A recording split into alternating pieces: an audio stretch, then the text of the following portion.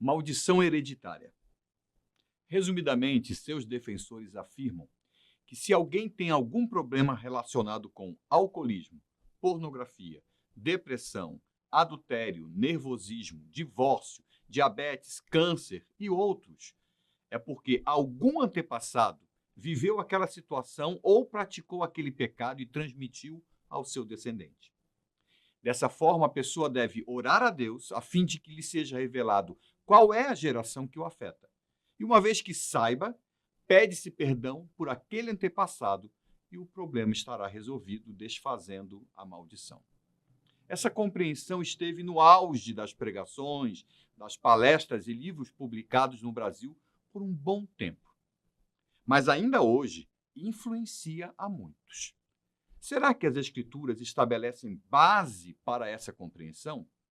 Parece que o Senhor, constatando esse tipo de entendimento e crença, já nos períodos descritos nas Escrituras, revelou por meio de alguns textos a compreensão adequada na responsabilidade pessoal, buscando quebrar as desculpas e colocar tudo em seu devido lugar.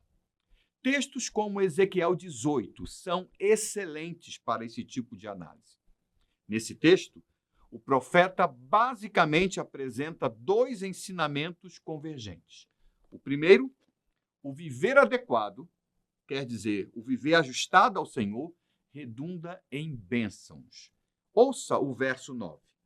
Aquele que anda nos meus estatutos e guarda os meus juízos, procedendo retamente, esse tal é justo e certamente viverá, diz o Senhor Deus.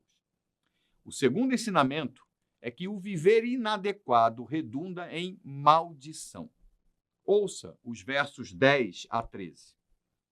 Se ele gerar um filho ladrão, assassino, que fizer a seu irmão qualquer uma dessas coisas que o pai nunca cometeu, mas comer carne sacrificada nos altos, contaminar a mulher de seu próximo, oprimir o pobre e necessitado, praticar roubos, não devolver o penhor, levantar os olhos para os ídolos, cometer abominação, emprestar para ter lucro e cobrar juros, será que esse viverá?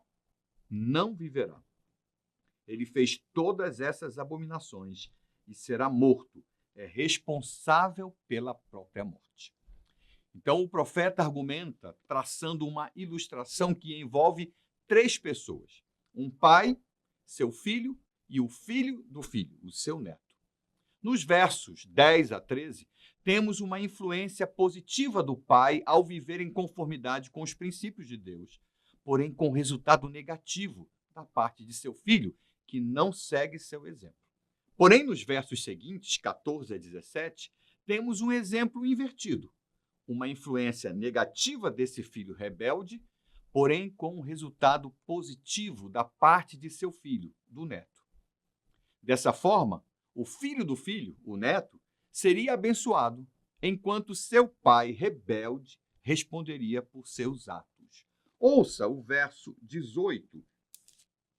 Quanto ao pai dele, porque praticou extorsão, roubou os bens do próximo e fez o que não era bom no meio de seu povo, eis que ele morrerá por causa de sua iniquidade. A síntese da lógica apresentada pelo profeta é observada nos versos seguintes, os versos 19 e 20. Mas vocês perguntam, por que o filho não paga pela iniquidade do pai? Porque o filho fez o que era justo e reto. Ele guardou todos os meus estatutos e os praticou. Por isso, certamente viverá. A pessoa que pecar, essa morrerá. O filho não pagará pela iniquidade do pai, nem o pai pagará pela iniquidade do filho. A justiça do justo ficará sobre ele, e a maldade do ímpio cairá sobre este. Resumidamente, o que o texto nos ensina é que, em primeiro lugar, nossa vida está sob vigilância constante de um Deus soberano, e nada foge de sua designação e controle. Em segundo lugar, aquilo que recebemos, bênção ou maldição, vem como consequência de nossos atos. Isso nos faz recordar de outros textos, como: não vos enganeis, de Deus não se zomba, pois aquilo que o homem semear, isso também ceifará. Paulo escreveu aos Gálatas, no capítulo 6, verso 7. Em terceiro lugar, há espaço para arrependimento e conversão. Em quarto, sabendo de nossa responsabilidade, devemos fazer aquilo que nos compete, deixando de lado as desculpas e as acusações indevidas.